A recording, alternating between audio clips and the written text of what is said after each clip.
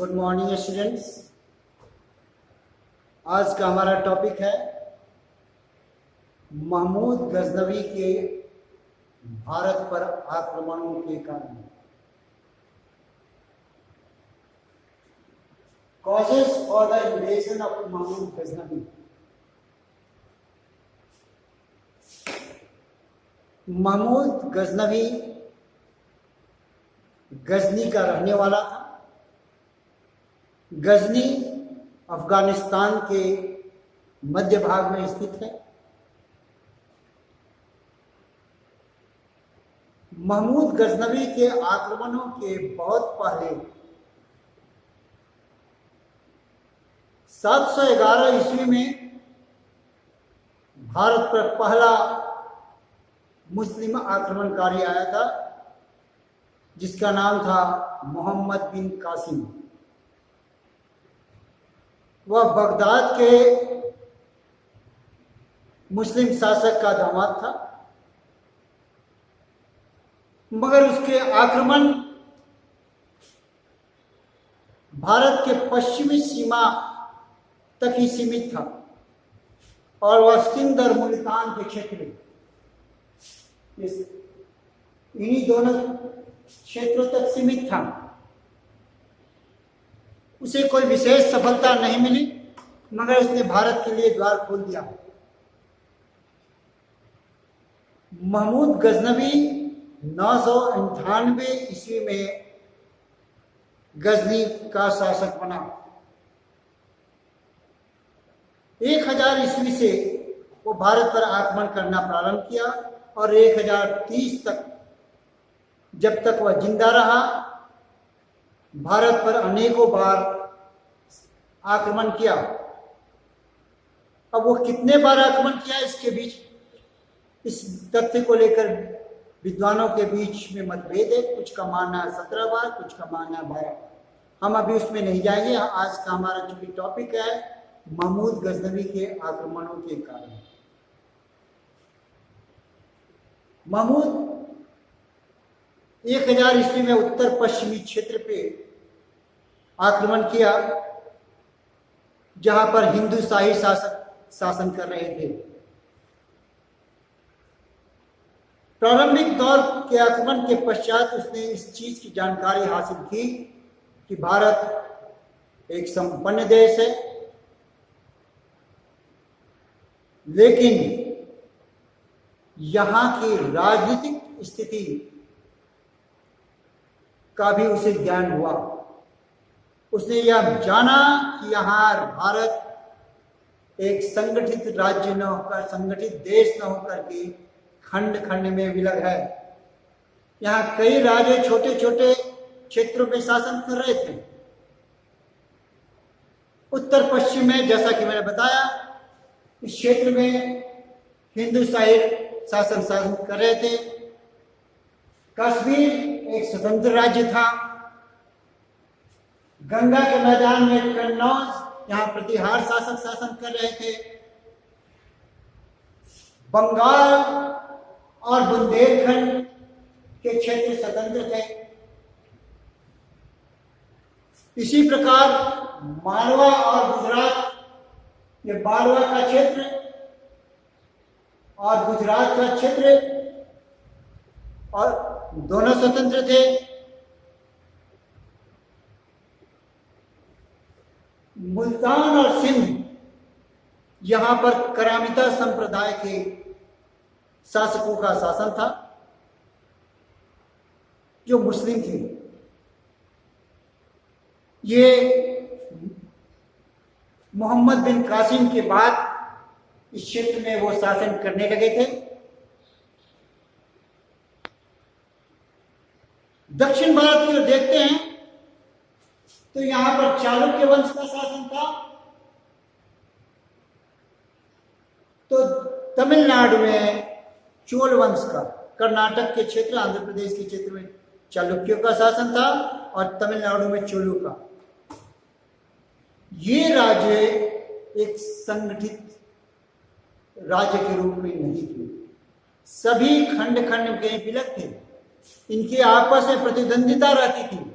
हर राज्य चाहता था अपने पड़ोसी देश को पराजित कर उसके भूभाग पर अपना अधिकार कर लिया जाए, उसके संसाधनों को अपना संसाधन बना लिया जाए। ऐसी परिस्थिति में महमूद गजनी ने भारत आक्रमण के लिए अपने आप को सक्षम समझा कि छोटे छोटे राज्यों को हराना बहुत आसान है और यहाँ संपत्ति है, इन संपत्ति को प्राप्त किया जा सकता है। यही वजह है कि महमूद गजनवी भारत पर कई बार आक्रमण किया और हर बार वह सफल होकर निकला। फिर भारतीय समाज के बारे में उसे जानकारी मिली। भारतीय समाज भी कई भागों में बटा हुआ था। यहाँ कई जातियां उपजातियों में, यहाँ तक कि निचले दर्जे की जाति को, जिन्हें वो लोग शूद्र कहते थे और अछूत समझते थे, यानी कि समाज ही अपने आप में बटा हुआ था। राजनीतिक दृष्टिकोण से तो बटा हुआ था ही। समाज में बुराइयां भी थी, कई कुरीतियां थी, अंधविश्वास थे, महिलाओं की स्थिति दयनीय थी। इन सब चीजों के बारे में उसे जानकारी हासिल हुई और उसने सोचा कि भारत को जीतना बहुत आसान है। महमूद गजनवी के आक्रमण का दूसरा कारण धन की प्राप्ति माना गया है। भारत से धन की जो प्रचुर मात्रा थी, इसकी जानकारी मध्य एशिया में जा चुकी थी।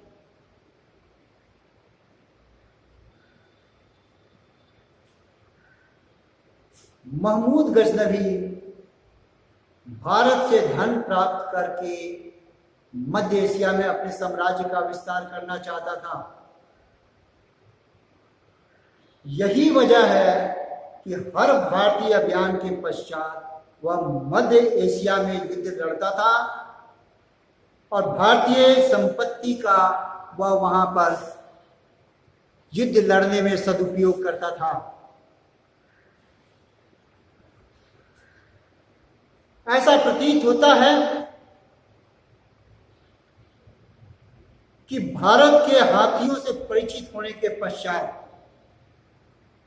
उसने हाथियों को सैन्य संचालन में मदद लेने के लिए मध्य एशिया ले गया।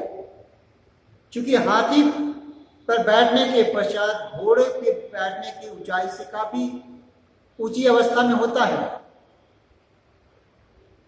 तो अपने सैनिकों को वो हाथियों पर बैठकर दिशा निर्देशित कर सकता था कि कहाँ की फौज आगे बढ़े और कहाँ की फौज आक्रमण करे या कहाँ की फौज पीछे हटे। और इन हाथियों के मदद से उसने मध्य एशिया में युद्ध में विजय प्राप्त किया और अपने क्षेत्र में विस्तार किया। मध्य एशिया में वह विशेष अभिरुचि रखता था क्योंकि मध्य एशिया की संस्कृति, वहाँ की भाषा और वहाँ की जलवायु उसके अनुकूल थी। वह भारत पे आक्रमण करने के लिए अभिरुचि नहीं रखता था।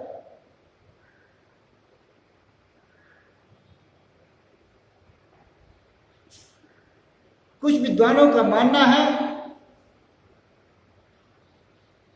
कि महमूद गजनवी के आक्रमण का कारण धार्मिक था। धर्मांध मुसलमान उसे धार्मिक योद्धा मानते थे, क्योंकि हिंदुस्तान काफिरों का देश था जहां हिंदू लोग रहते थे और ये मूर्ति पूजा करते थे, कई देवी देवताओं में विश्वास करते थे, जबकि इस्लाम में बुत परस्ती यानी मूर्ति पूजा बिल्कुल मनाही है। अतः यहां आकर उसने मंदिरों का विनाश किया और हिंदू धर्म का संहार किया। उत्तमी जैसे विद्वान ने इसे जिहाद का नारा दिया। उत्तमी धर्म का सहारा लेकर के उसे धार्मिक योद्धा बताता है, जबकि इसका अध्ययन करने के लिए अगर हम पुस्तकीय ज्ञान अर्जित करते हैं तो पाते हैं कि प्रोफेसर महमूद हबीब ने इसका निष्पक्ष विश्लेषण किया है। उनका मानना था कि यह आक्रमण जिहाद नहीं था। क्यों? गजनी का सिंहासन का वास्तविक उत्तराधिकारी अपने जमाने में पिता की मृत्यु के पश्चात इसका ज्येष्ठ भाई था। उसने युद्ध के माध्यम से गद्दी हासिल किया था। अतः कानूनी दृष्टिकोण से, सामाजिक दृष्टिकोण से महमूद गजनी की गद्दी का उत्तराधिकारी नहीं था। अतः उसने धर्म का सहारा लिया ताकि उसकी गद्दी को धार्मिक बल मिल सके, उसकी स्थिति सुदृढ़ हो सके। उसने खलीफा, जो इस्लाम के प्रमुख माने जाते थे, से पत्र लिखकर भारत पर आक्रमण करने की इजाजत मांगी। इस्लाम को सुदृढ़ करने की बात कही, इस्लाम का प्रचार और प्रसार करने की बात कही और मध्य एशिया की जनता के बीच अपनी लोकप्रियता हासिल करना चाहा। यही वजह है, प्रोफेसर हबीब का मानना है कि वह भारत में आकर के मंदिरों को लूटा,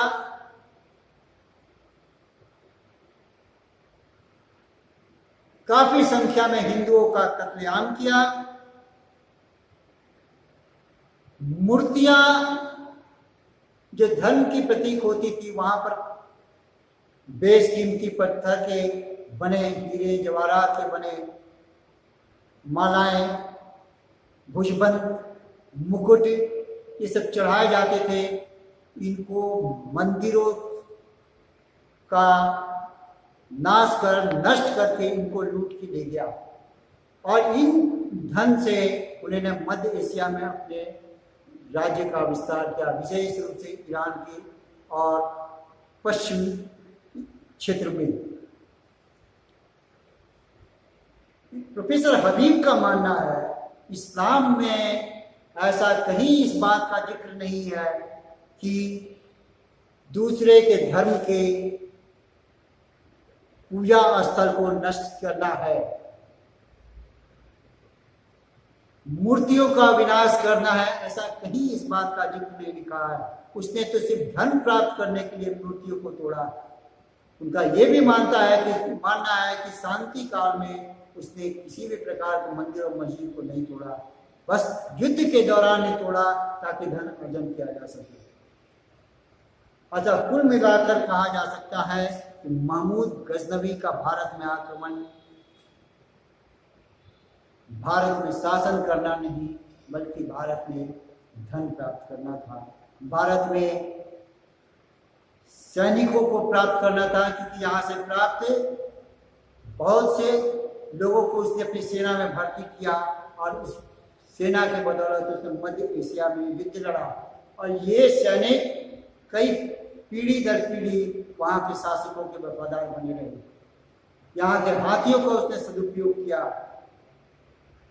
और कहा जा सकता है कि महमूद गजनवी भारत में आक्रमण एक रेड था और वह धन संपत्ति अर्जित करने के लिए। धन्यवाद।